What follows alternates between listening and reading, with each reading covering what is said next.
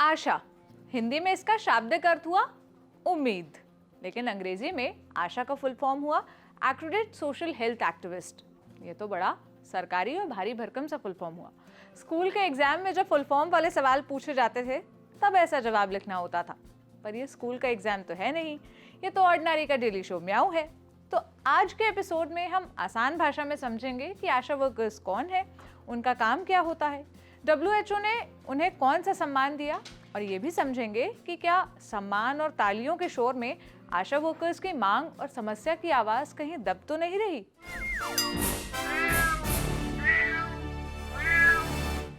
हाय, मेरा नाम है सोनल और आप देख रहे हैं ऑर्डिनरी की स्पेशल सीरीज म्याऊ।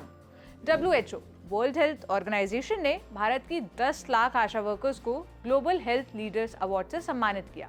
आशा वर्कर्स को ये अवार्ड कोरोना महामारी के दौरान हेल्थ सर्विस को घर घर तक पहुंचाने के लिए मिला। कोविड काल में आशा वर्कर्स ने फ्रंटलाइन वॉरियर्स का काम किया, घर घर जाकर कोविड मरीजों का पता लगाने और प्राइमरी केयर देने का भी काम किया। इस खबर को शेयर करते हुए पीएम मोदी ने लिखा, इस बात की बेहद खुशी है कि WHO ने ग्लोबल हेल्थ लीडर्स अवार्ड देकर आशा वर्कर्स को सम्मानित किया। सभी आशा कार्यकर्ताओं को इसके लिए बहुत बधाई।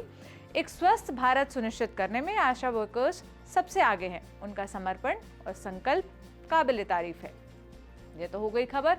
इसमें आपने आशा वर्कर्स का नाम बार बार सुना। आशा का फुल फॉर्म भी हमने आपको बता दिया सरकारी भाषा में। अब जरा आसान भाषा में समझते हैं कि आशा वर्कर्स कौन है। गांव और कस्बों में रहने वाले लोग आशा कार्यकर्ताओं से परिचित होंगे, लेकिन आप में से बहुतों को ये नहीं पता होगा कि एक आशा वर्कर का क्या क्या काम होता है, उन्हें कितने पैसे मिलते हैं, उनकी दिक्कतें क्या है। आशा वर्कर यानी गांव की हेल्थ वॉरियर, ये पद केंद्र सरकार के अधीन होता है। राष्ट्रीय स्वास्थ्य मिशन NHM के अंतर्गत आशा वर्कर की नियुक्ति गांव के स्तर पर होती है। NHM लोगों की सेहत से जुड़ी तमाम जानकारियां और योजनाएं बनाता है। इन बेसिक जानकारियों को गांव के घर घर तक पहुंचाने और सरकारी स्वास्थ्य योजनाओं का लाभ उन्हें दिलवाने का काम होता है आशा कार्यकर्ताओं का। यह होती है मैसेंजर, गांव वालों और सरकार के स्वास्थ्य मिशन के बीच। सिर्फ मैसेंजर ही नहीं, प्राइमरी हेल्थ केयर वर्कर भी कह सकते हैं। ये मुख्य रूप से महिलाओं और बच्चों के स्वास्थ्य को लेकर काम करती है। पूरे गांव में कौन महिला प्रेग्नेंट है, किनके घर में छोटा बच्चा है, इसकी पूरी जानकारी आशा वर्कर्स रखती हैं। ये उन्हें प्रेगनेंसी, पीरियड, टीकाकरण, ब्रेस्ट फीडिंग से जुड़ी जानकारियां देती है। जरूरत पड़ने पर गांव के लोगों को अपने साथ अस्पताल भी लेकर जाती हैं। एक तरह से इन्हें गांव की फर्स्ट एड पर्सन कहा जा सकता है। आशा वर्कर बनने के लिए जिला स्तर पर 18 महीने की ट्रेनिंग दी जाती है। आशा वर्कर्स के ऊपर होती है ANM, फुल फॉर्म हुआ ऑक्सिलरी नर्स मिडवाइफ। ये आशा वर्कर्स की सुपरवाइजर के तौर पर काम करती है। ANM की गाइडलाइंस के मुताबिक आशा वर्कर आंगनबाड़ी केंद्रों की व्यवस्था दुरुस्त कराती हैं। आशा वर्कर्स की कहाँ जरूरत है ये ANM ही तय करती हैं। आशा वर्कर्स की हर साल 1.5 साल में छोटी छोटी ट्रेनिंग कराना, उनके भत्ते, तनख्वाह वगैरह का ध्यान रखना। आशा वर्कर्स के वेतन और उनकी स्थिति को लेकर लोकसभा में सवाल पूछा गया था। 1 अप्रैल 2022 को केंद्रीय स्वास्थ्य एवं परिवार कल्याण राज्य मंत्री डॉक्टर भारती प्रवीण पवार ने इसका जवाब दिया। सरकार के जवाब से जो भी निकला उसका सार बता देते हैं। डिटेल में जानना हो तो केंद्र की वेबसाइट पर जाकर आप देख सकते हैं सरकार ने क्या क्या बताया। वित्तीय वर्ष 2018-19 में कैबिनेट ने आशा वर्कर्स का वेतन 1000 से बढ़ाकर 2000 रुपए प्रति महीने करने के प्रस्ताव को मंजूरी दी। 10 साल के बाद काम छोड़ने वाली आशा वर्कर्स के लिए 20,000 रुपए का इनाम की व्यवस्था की गई। इसके अलावा अलग अलग योजनाओं के तहत आशा वर्कर्स की मौत या दुर्घटना की स्थिति में भी बीमा दिया जाने लगा। सरकार से मिली जानकारी के मुताबिक आंध्र प्रदेश आशा वर्कर्स को इंसेंटिव यानी कि प्रोत्साहन राशि देने के मामले में नंबर 1 पर है। वहां सारी स्कीम्स मिलाकर आशा वर्कर्स को महीने के 10,000 रुपए तक मिल जाते हैं। गुजरात ने जून 2018 से हर महीने 4,000 रुपए और 50% रकम टॉपअप के तौर पर देने का फैसला किया। ओडिशा अप्रैल 2018 से हर महीने स्टेट फंड से 1,000 रुपए प्रति महीना दे रहा है। उत्तर प्रदेश सरकार ने मार्च 2019 से आशा वर्कर्स को 750 रुपए प्रति महीने इंसेंटिव के तौर पर देने का डिसीजन लिया था। ऐसे ही अलग अलग राज्य अपने हिसाब से आशा वर्कर्स को भुगतान करते हैं। आशा वर्कर्स को मिलने वाले अधिकांश पैसा प्रोत्साहन राशि के तौर पर मिलता है। यह इस बात पर निर्भर करता है कि वे किस राज्य में हैं और कितना काम कर रही हैं। आशा वर्कर्स की स्थिति को, उनकी मांगों को, उनकी समस्याओं को और बेहतर तरीके से समझने के लिए मैंने ऑल इंडिया आशा कार्यकर्ता संघ की अध्यक्ष शशि यादव से बात की। सुनिए उन्होंने क्या बताया। आशा वर्कर एक तरह से वो बंधुआ मजदूर हैं। सरकार उनको मजदूर भी नहीं मानती है और ना ही मतलब उसको श्रमिक ना ही श्रमिक मानती है और ना ही कर्मचारी मानती है सरकार। तो आप उनको मतलब कोई मानदेय तक नहीं है, जो कि आज के समय में वेतन मिलता है। और वेतन की बात आप छोड़ दीजिए, मानदेय तक आशा को नहीं मिलता है। आशा पीस रेटेड वर्कर है, मतलब उनको एक काम के लिए वो जैसे बंध्याकरण करेंगे तो उसका पैसा मिलेगा, डिलीवरी कराएंगे तो उसका पैसा मिलेगा, टीकाकरण कराएंगे तो उसका पैसा मिलेगा, इस तरह से पीस रेटेड है। और आपको जान के आश्चर्य होगा कि पूरे कोरोना में, जिसमें कि कई सैकड़ों आशाएं अपनी जान गंवा दी कोरोना में काम करते हुए, मगर आशा कार्यकर्ता को कोरोना वर्क के लिए अलग से अभी तक कुछ भी पैसा नहीं मिला है। जबकि कोरोना काम में, कोरोना के समय में उनका जो रेगुलर वर्क होता था वो भी पूरा डिस्टर्ब था, अस्पताल भी बंद थे, मगर जो ये वर्क की कोरोना में, इसका पैसा भी सरकार ने अभी तक नहीं दिया है। तो आप समझ सकते हैं कि इनकी माली हालत क्या हो सकती है। ये पूरे देश की यही हालत है। आप उत्तर प्रदेश में देख लीजिए, उत्तर प्रदेश में तो और भी बदतर हालत है।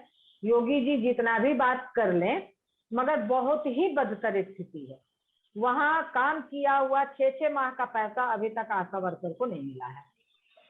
आप सोच लीजिए कि क्या हालात होगी उनके घर परिवार की। आप दिल्ली की बात कर लीजिए, जो राजधानी है दिल्ली, वहां कई आशा कार्यकर्ता कोरोना में मौत के मुंह में समा गई। उनको, जबकि दिल्ली सरकार ने भी घोषणा किया था कि जो काम करते हुए मरेंगे तो उनको अलग से हम 1 करोड़ रुपया देंगे, मगर अभी तक उनको कोई कंपनसेशन नहीं मिला, किसी तरह का कोई भी उनको बीमा नहीं मिला। केंद्र सरकार ने कहा था हम 50 लाख देंगे, दिल्ली सरकार ने कहा था कि हम 1 करोड़ देंगे, मगर आज के डेट तक मतलब दिल्ली में तो किसी को नहीं मिला। पूरे बिहार में ये आंकड़ा दिखा देते हैं कि 1, 2, 4, 5 आशा को मिला है, मगर हम लोगों की जानकारी में अभी तक किसी भी आशा को 50 लाख रुपया जो केंद्र सरकार ने घोषणा की थी नहीं मिला है। क्योंकि इसमें इतना ये लोग पेट फंसाए हैं, इतना रिकमेंड करना होता है कि उतना आशा कार्यकर्ता इनके कानून को पूरा ही नहीं कर पाती है, इनका पेपर वर्क कर ही नहीं पाती।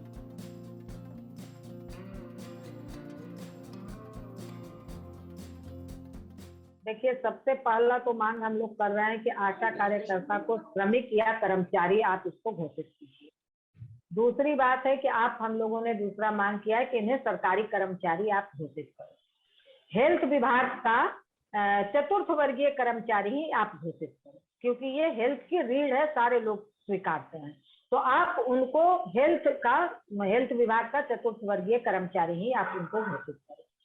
ये, और उसके बाद है कि आप जो सरकार ने तय किया है अपने श्रमिकों के लिए, अपने कर्मचारियों के लिए आपने तय किया है न्यूनतम मजदूरी, जो आज के डेट में 26,000 होता है, उनका अगर पूरा आप जोड़ लेंगे तो 26,000 पर मंथ होता है। तो हम 26,000 अभी नहीं मांग कर रहे हैं, हमने कहा कि आप 21,000 रुपया ही आशा को पर मंथ आप ये तय कर।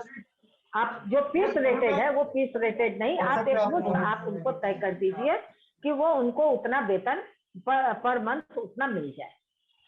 इसके बाद है कि आशा कार्यकर्ता को जो पूरे ऑल ओवर इंडिया में अलग अलग ड्रेस है, मगर आप समझ सकते हैं ड्रेस का पैसा उन लोगों को 1,000 रुपया साल में मिलता है। 1,000 में कौन सा ड्रेस होगा जो वो साल भर पहनेंगे।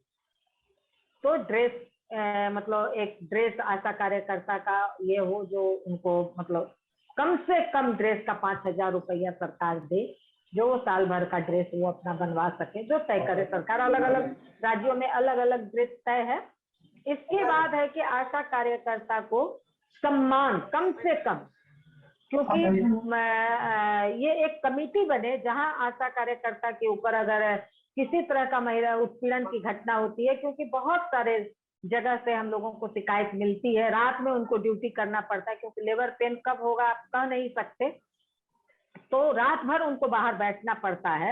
और ये स्थिति है कि हम लोगों ने लड़कर बहुत लड़ाई लड़ा, तब किसी किसी पीएचसी में एक कमरा आशा के लिए अलॉट किया गया। तो ऑल ओवर पीएचसी में आशा कार्यकर्ता को एक कमरा with latrine, bathroom, bed, total सुविधा के साथ, मच्छरदानी, बेड, बिछौना, ओढ़ना के साथ एक कमरा आशा कार्यकर्ता को अलॉट।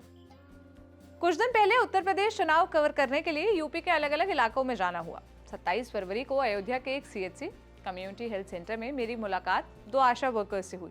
जिस कोरोना काल में काम करने की वजह से आज उन्हें WHO से सम्मान मिला, उसके लिए इन्हें सरकार से क्या मिला, आप जरा इन्हीं से सुनिए। अभी कोरोना का कहाँ पैसा मिला? अभी नहीं मिला? नहीं मिला। पूरे कोरोना पर काम किया? पूरे कोरोना भर काम। कितने महीने?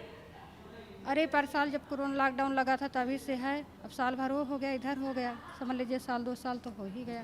कोई पैसा नहीं मिला? कोई पैसा भी नहीं मिला है।